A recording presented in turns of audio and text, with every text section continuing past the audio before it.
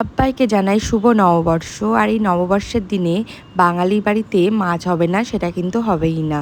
আর তাই জন্যই তো কথাতে আছে মাছে ভাতে বাঙালি, সেই রকমই আমাদের বাড়িতেও আজকে মাছ নিয়ে আসা হয়েছে। ফার্স্ট টাইম একটু মাছটাকে মাখিয়ে নিচ্ছিলাম। আর এই দেখো, ইলিশ মাছের যে আইটেমটাই করা হোক না কেন সেটাই কিন্তু শোস্টপার হয়ে যায়।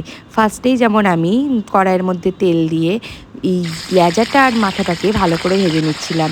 আর এই তেলটা দিয়ে কিন্তু আমি ভাত খেয়ে নিতে পারি, অন্য কিছুই লাগবে না।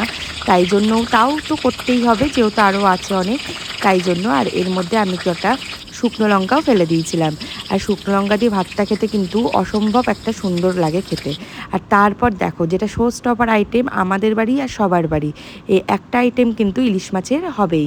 তাই জন্যই সর্ষে পোস্ত দিয়ে যখন করছিলাম তখন কিন্তু এত সুন্দর স্মেলটা বেরাচ্ছিল, মনে হচ্ছে মাছটা খুবই ভালো হবে।